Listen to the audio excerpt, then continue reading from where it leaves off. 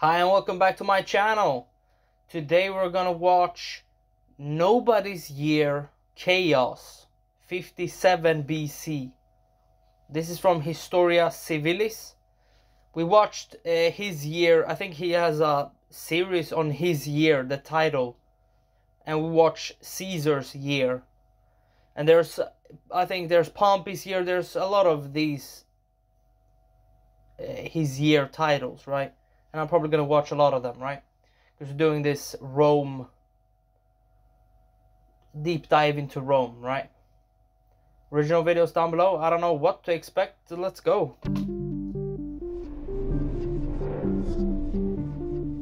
When the consuls for the year 57 BCE assumed office, Rome was in bad shape. Cicero had been banished from the city. Clodius and his supporters were on the streets, and political violence was on the rise. Okay. Two new consuls were walking into this mess. The first was Lentulus, a well-respected politician on friendly terms with Caesar and Pompey, as well as Cicero. The second was Metellus Nepos. He was not well-respected. He was a populist who had got into a bit of a tussle with Cato in 62 BCE, which had ended with him being humiliated and fleeing Rome in disgrace. Wow, yeah, we saw Cato, I don't know, I think the older, not the younger. He didn't like Caesar because he was a populist, right? Because he was, or at least Caesar tried and got connection with the people in Rome, right? Instead of just the people in the Senate, right? But he was one of Pompey's people, and Pompey's support was enough to secure for him the consulship. Makes Cicero's sense. younger brother, Quintus, went to Pompey at the beginning of the year to make a deal on his brother's behalf. He promised that if Pompey could get Cicero's banishment lifted, Cicero would agree not to criticize Pompey, Caesar, or Crassus openly.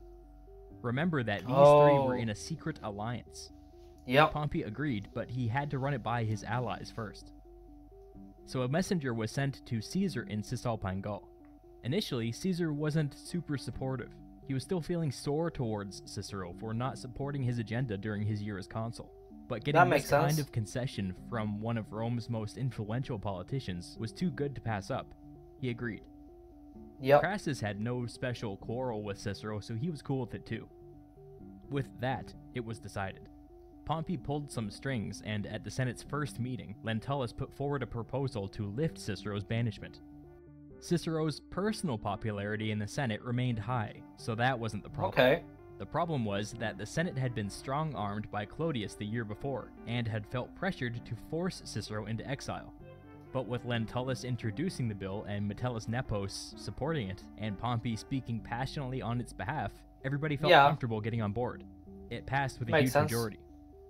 As always, the legislation went to the public assembly to be rubber-stamped by the people.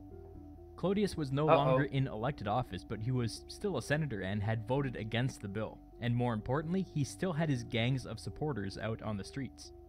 On the day of the vote, Clodius showed up with his gang, which included I mean, it looks like Claudius is one of those, not a real populist, right? A populist wouldn't use their subject in that way to suppress the other part of the subjects, right? Or populace, right? A bunch of gladiators armed with swords. Wow. Let's not gloss over this. Up to this point, political violence had been somewhat normalized in... I mean, let's think of this.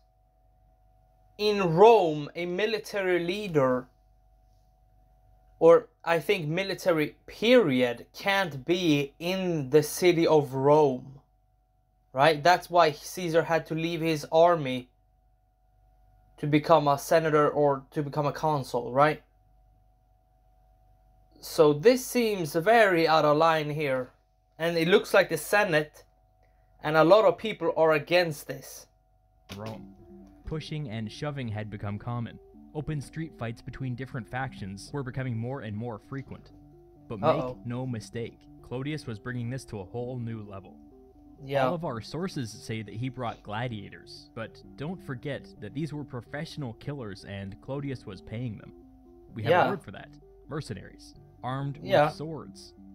Rome was supposed to be a demilitarized zone, and swords were forbidden in the city. Like I can't said. overstate how significant this was.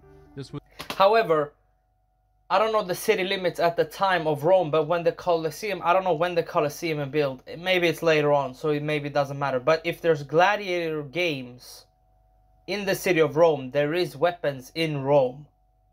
But I understand maybe not outside the fighting arena. It was but looking okay. more and more like an armed militia. Clodius's supporters moved against the public assembly, and there's no other way to say it. It was horrible. Massacre? Dead bodies covered the streets, and people fled in terror. Wow. Several of the tribunes of the plebs were seriously wounded, which, let's not forget, was a death penalty offense. Yeah. Cicero's brother, Quintus, was there to see the lifting of his brother's banishment, and he survived the slaughter only by crawling under some bodies and pretending to be dead. Titus Annius Milo was a popular, conservative tribune of the plebs, and for him, this was a life-altering experience. He decided, on that day, that the only way to put an end to this political violence was to fight fire with fire. Milo rallied his supporters and told them to take to the streets.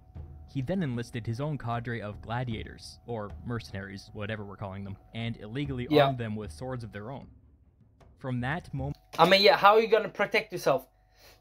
It's like if you have gun-free zones, and someone comes with a gun, which is illegal, but the only people who can stop the person doing the illegal things is the police, and the police is not there, what are you gonna do? Right? Basically the same thing here, right? I don't know if they have some sort of police or whatever. I don't know. But, I mean, you saw this build up, right? A lot of tension. And again, it's... Claudius is not even popular in the Senate, at least not of the majority, and a lot of people in the Senate and people outside in Rome supported the bill. Whenever Claudius showed up and started to cause trouble on the streets, Milo responded by rallying his supporters and causing troubles, murder. Violent clashes broke out all over the city, and the death toll skyrocketed. We have one description of the Tiber being filled with corpses, and the ground on the Forum being covered in blood. This wasn't just gangs getting into fistfights anymore. These were men armed to the teeth, showing up with the intent to kill. This was anarchy. Not really, but okay. As the body count continued to rise, public opinion began to turn. The mob violence was horrifying, and normal citizens began to call for Cicero's return. There are two reasons for this. First, people were hopeful that the violence would stop if Cicero's banishment was taken off the table.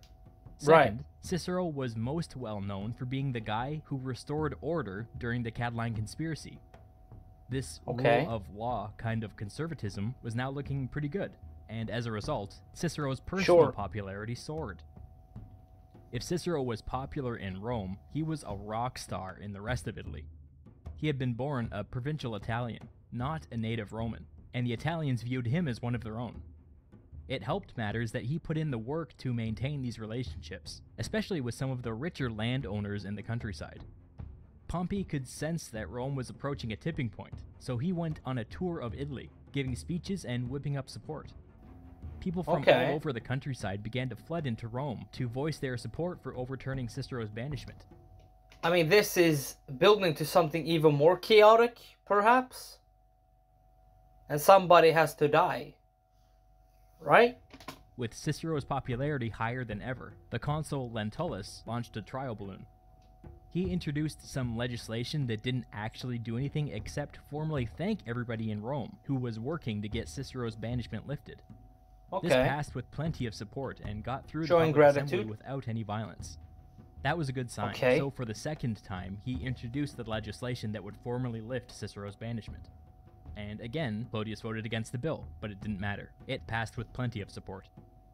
Right, but it did that again, but then when it came to the streets, then Claudius came with his goons. How isn't he, I don't know, jailed or something, or fined at least, for doing that, right? A senator coming up with arms to attack the day-to-day citizens. I guess they didn't care about, I don't know. When it went before the public assembly, many powerful senators joined together and spoke to the crowd in support of the bill. Milo and his hired gladiators, armed with swords, were lined up protecting the stage. Okay. Clodius showed up with his supporters. Right. But when he saw Milo's show of force, that scared him off. The bill was Okay, approved fair by enough. the public assembly pretty much unanimously. Cicero was free to re-enter the city. When he finally did, he was greeted with cheering crowds. Wow. Cicero spoke before the Senate and singled out Pompey, thanking him for working tirelessly behind the scenes to get his banishment lifted. And with Cicero finally back in the Senate, it was back to business. The most pressing issue to attend to was the fact that Rome was currently in the middle of a food shortage. Clodius's grain program, which had been passed last year, had promised free food to the urban poor. Supply simply couldn't keep up, and Rome's granaries were dry. I mean, there you have a problem. When you say... You have a problem when you either promise to give free food to the poor, and then you don't have supply of the free food you're going to give, or when food is so cheap that everybody buys it, but you can't sustain the business of selling bread, for example, or whatever, right? Or wheat, right? Again, why isn't Claudius like imprisoned or fined at least for having illegal weapons? Cicero suggested that the Senate appoint a special commissioner to take command of Rome's agricultural supply chain. This commissioner would have unilateral authority to go and fix the problem, with the power to override regional governors or generals. Cicero then suggested that Pompey be that man. Lentulus seized on this idea and formally put it before the Senate. With Cicero's support and the support of both consuls, it passed easily. We can kind of piece together the deal that was made here. Cicero's banishment gets lifted with the help of Pompey, and now Pompey gets a powerful assignment with the help of Cicero. Pompey left Rome to go and fix the grain situation, and Pompey being Pompey, he did it in no time at all and made it look easy. Cicero was emboldened by his renewed popularity and had some... But they're pushing the limits, I feel like, right? On Claudius. Because he's going to snap and it's going to be even more violence than it was before. I think. I don't know. Scores to settle. Shortly after Pompey left Rome, Cicero marched up to the Capitoline Hill with a small group of supporters, took the tablet that listed Clodius's accomplishments during his year as tribune of the plebs, and destroyed it. Wow. He then gave a speech, arguing that none of Clodius's actions as tribune of the plebs were valid, because his conversion from patrician to plebeian was illegal. Keep in mind that Pompey and Caesar had been the ones to oversee this conversion.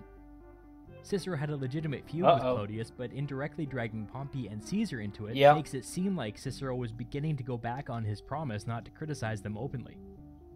Cicero was making an extremely controversial claim, and at the next Senate meeting, Cato slapped him down by saying that it would be extremely irregular for them to overturn an entire year's worth of legislation. Cicero was clearly out for blood, which is why he had opened this full frontal assault on Clodius's entire legislative legacy. I mean, it makes sense. With that avenue closed to him, Cicero began to make it clear that he was particularly interested in overturning a specific piece of legislation, which he considered to be a highly symbolic, lingering personal attack against him. While Cicero had been banished, Clodius had had Cicero's home in the center of Rome demolished, and had erected a temple to liberty in its place. To Cicero, this was a daily reminder of his humiliation, and he felt that the only way to complete his political comeback was to rebuild his home. Because, I mean, to me, that looks like... that is very personal, right? It doesn't look like it's... oh, we're gonna destroy, like, 5 buildings here. Oh, Cicero's is one of the buildings, but, you know, we built a temple there. It doesn't look like that, right? The problem was, you couldn't just tear down a temple. It was a religious issue, which took him before a body we're now familiar with, the College of Pontiffs. Remember, Caesar was the Pontifex Maximus, which meant that he was supposed to oversee the College of Pontiffs, but he was off in Cisalpine Gaul, which meant that the college kind of governed itself. Cicero made his arguments to them, and when he was done, the college discussed the case behind closed doors. Finally, they came to a decision and made their report to the Senate. The college decided that it didn't feel comfortable overturning all of Clodius's laws, since the Senate had actually affirmed all of his actions when they had voted in favor of his legislation. I mean, that makes sense, because then you're just, at least for the Senate, that's giving up their own power, because then anything we approve of in the Senate will just get discarded because of something, right? I mean, that makes sense. You know. But taking into account the Senate's acknowledgement that they had acted foolishly when they banished Cicero, the college said that they would be comfortable with changing the designation of the temple, allowing it to be demolished if Cicero wished. On top of this ruling, the Senate voted to foot a portion of the bill to rebuild Cicero's home. Wow. This was a big symbolic victory for Cicero, even though he would go on to complain that the Senate was deliberately snubbing him by refusing to pay 100% of the cost. You just can't please some people. Clodius was pretty upset by the Senate's rebuke, even if it was symbolic. Once the construction crews started work on Cicero's home, Clodius and his gang attacked, chasing them away. What? This wasn't quite enough for them, so they also attacked Cicero. Again, why is it Clodius imprisoned? What? Can a senator just have goons with weapons in a weapon-free zone that is Rome to attack his political opponents? I understand that the Senate is very corrupt and the Republic is starting to get more and more corrupt, right? That's why you see this rise of Caesar and Augustus, Octavian, right? But you can't just... Okay. Cicero's brother's home, which was nearby, and set it on fire. Not long after this, Cicero was walking down the street when Clodius's gang attacked him.